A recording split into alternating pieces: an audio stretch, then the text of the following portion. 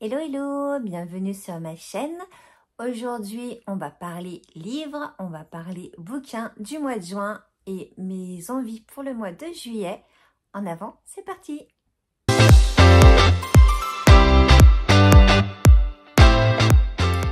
Alors tout d'abord, si vous me voyez baisser les yeux, c'est que j'ai pris quelques notes sur mes bouquins.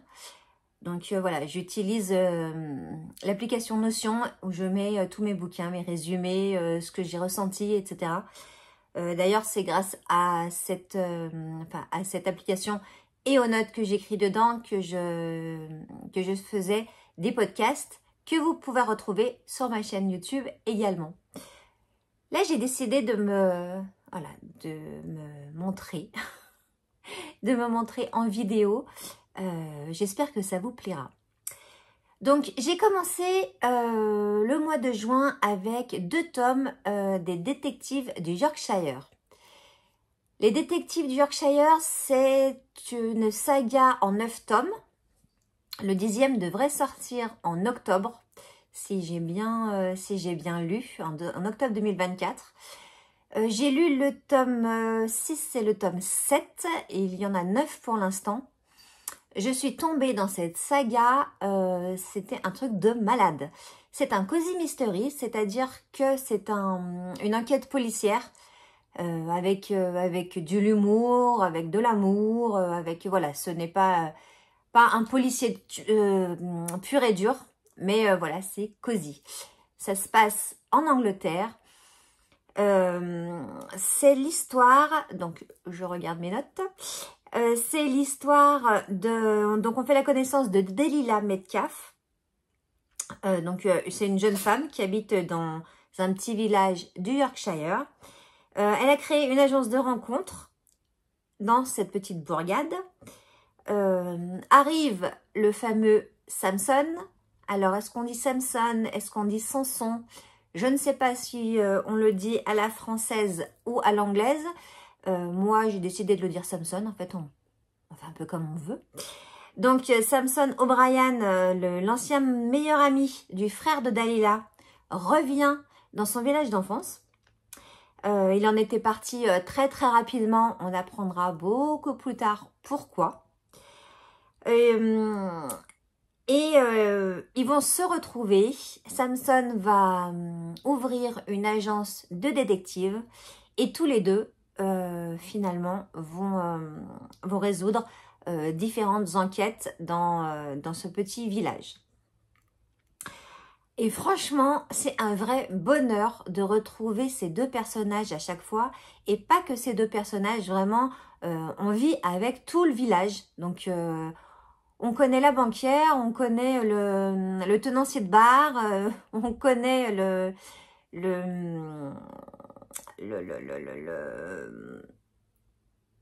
le chien, les gens de la maison de retraite. Enfin, voilà. On vit, on a l'impression vraiment de vivre avec eux. Et c'est pour ça que j'adore cette saga. Vraiment, vraiment, je les lis avec bonheur. Donc, le premier tome, c'est Rendez-vous avec le crime. Et après, c'est toute une déclinaison de Rendez-vous avec le diable, Rendez-vous avec la justice. Je crois que ça, c'est le tome 9. Enfin, voilà, ce ne sont que des rendez-vous.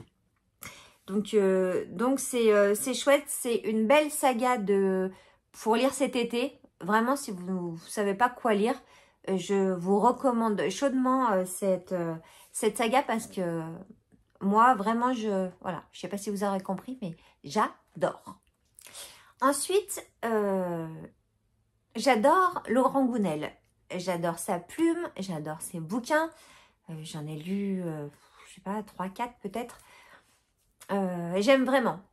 Et je me suis dit, Intuitio, c'est ça, hein? Oui, Intuitio, j'aimerais le lire. On m'a prêté le bouquin gentiment. Eh ben, je n'y arrive pas. Alors, dire que c'est un flop? Non, parce que il y a peut-être beaucoup de... Je suis sûre qu'il y a beaucoup de personnes qui l'ont adoré. Même la personne qui m'a prêté le bouquin, elle m'a dit, tu vas voir, il est génial. Il est peut-être génial, certes, je n'arrive pas à me mettre dedans. Alors, est-ce que je ne suis pas dans le beau mood? Est-ce que je ne sais pas? Je n'arrive pas à rentrer dans l'histoire. J'ai lu, franchement, j'ai même pas lu une centaine de, mais non, même pas une cinquantaine de pages. Et j'arrive pas. Donc, je vais le mettre de côté. Parce que c'est quand même un Laurent Gounel et que j'adore Laurent Gounel. Donc, je ne comprends pas pourquoi j'arrive pas à rentrer dans celui-là. Est-ce que vous aussi, vous avez eu du mal? Ou c'est moi? Je ne sais pas. En tout cas, voilà. Je vais le mettre un peu de côté. Je vais recommencer. Et si vraiment je n'y arrive pas, bon, en fait, c'est que ce bouquin n'est pas fait pour moi. Et puis, bah, je vais laisser tomber. Mais voilà. Intuition, Laurent Gounel. Je sais pas, j'y arrive pas. Ensuite, j'ai lu Cœur et âme. C'est ça, oui, c'est ça. Cœur et âme de Colleen Hoover aux éditions Hugo Poche. C'est un livre qu'on m'a offert à Noël dernier. Donc, il fallait bien que je le lise quand même. J'avais lu déjà deux livres de Colleen Hoover. Jamais plus jamais. Enfin, voilà, ces deux bouquins-là que j'avais adorés. Donc, j'ai reçu ce livre à Noël. Je me suis mise à le lire. Et là, j'ai eu peur. Les quelques premières pages, je me suis dit, mais où va-t-on? Enfin, voilà. Mais j'ai continué cette fois. Autant tout à l'heure, Laurent Gounel, je n'ai pas continué. Là, j'ai dit quand même, je vais continuer et je veux savoir où ça me mène. Je n'ai pas été déçue. Voilà, c'est une belle histoire. C'est une belle romance, mais il n'y a pas que de la romance. Il y a une belle morale, je trouve, à la fin. Je ne vous en dis pas plus parce que sinon, bah, vous n'allez pas le lire et ça serait bête. L'histoire, on suit Béa. Béa, c'est une jeune fille qui vit dans une caravane avec sa maman. Maman qui est droguée, qui est alcoolique, voilà, donc elle s'élève un peu toute seule. Elle réussit à avoir une bourse pour aller à l'université 2 mois avant de partir, donc juste avant l'été. Sa mère meurt d'une overdose, donc en fait, on commence le livre comme ça. Donc je ne vous spoile rien, les premières pages, c'est ça. Donc on se dit, ça commence bien. Et du coup, elle va appeler à l'aide son papa, qui a un peu plus d'argent que sa maman. Elle va être récupérée par son papa qui ne s'était jamais occupé d'elle. Tout va bien se passer et l'histoire va commencer là-bas. Je ne vous en dis pas plus.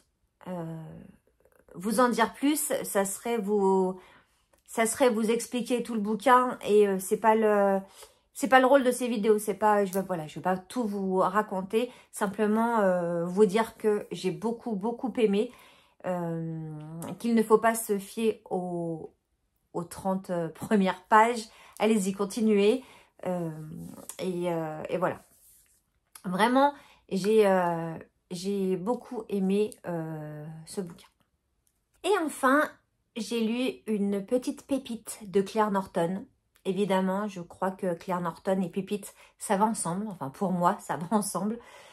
J'ai lu Par la force des choses. Alors, si vous l'avez lu et que vous avez aimé, notez-le moi.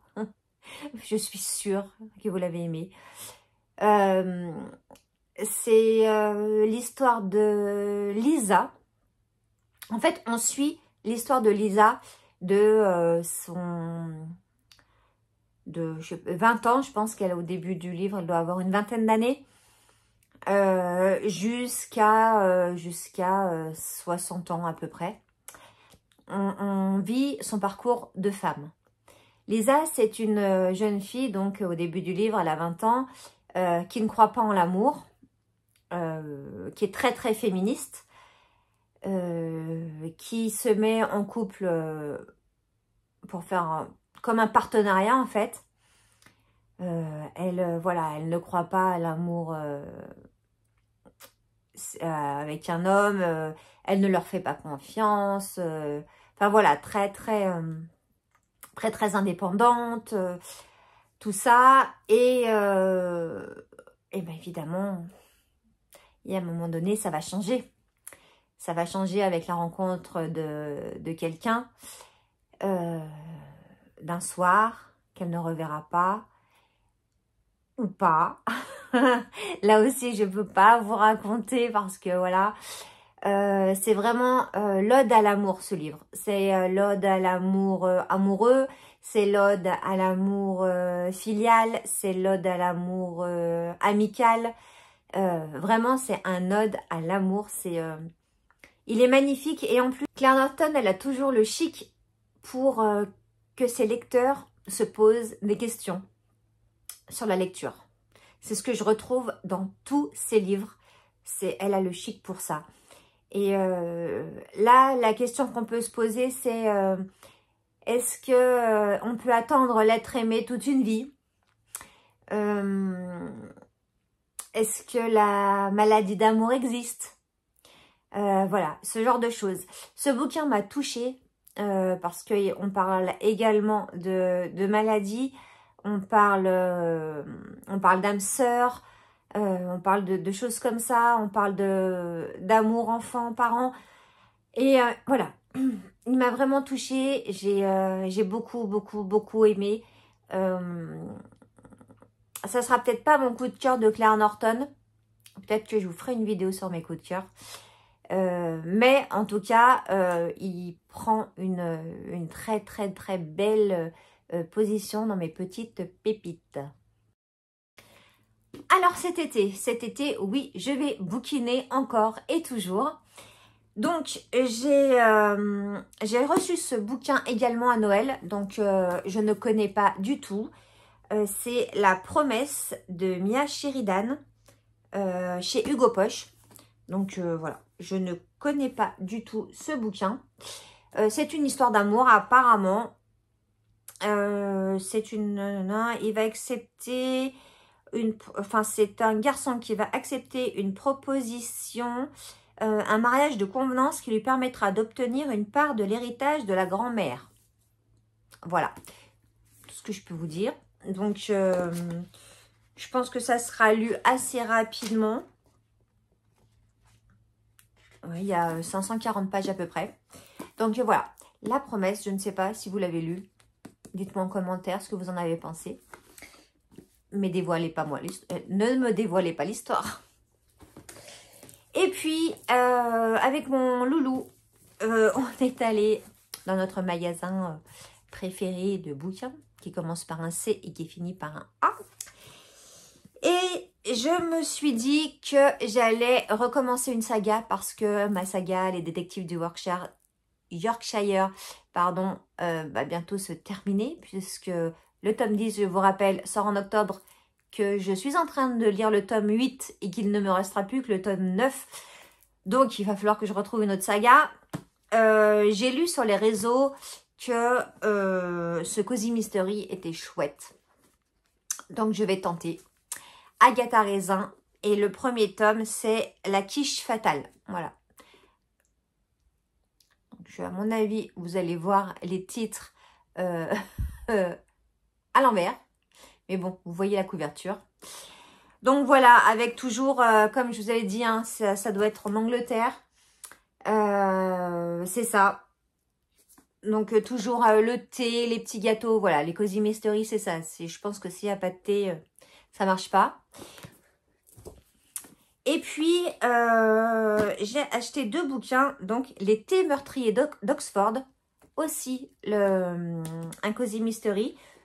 Je pense pas que ça soit une saga parce qu'il y a 2 tomes et je pense que les 2 tomes, je pense pas qu'il y en a d'autres. Donc le premier donc de H.Y. Anna aux éditions City. Le premier c'est Chou à la crime. Voilà. Et le deuxième c'est Beauté fatale. J'ai adoré les titres. Voilà. Et puis j'ai adoré les couvertures. Elles sont trop mignonnes les couvertures. J'aime beaucoup. Donc voilà pour mes lectures de cet été. Il y en aura peut-être d'autres. Je ne sais pas. Vous verrez quand je vous ferai une petite revue de mes lectures de cet été. En attendant, je vous laisse ici. Je vous souhaite une très belle journée. Prenez soin de vous, prenez soin de vos proches et à très bientôt. Ciao, ciao!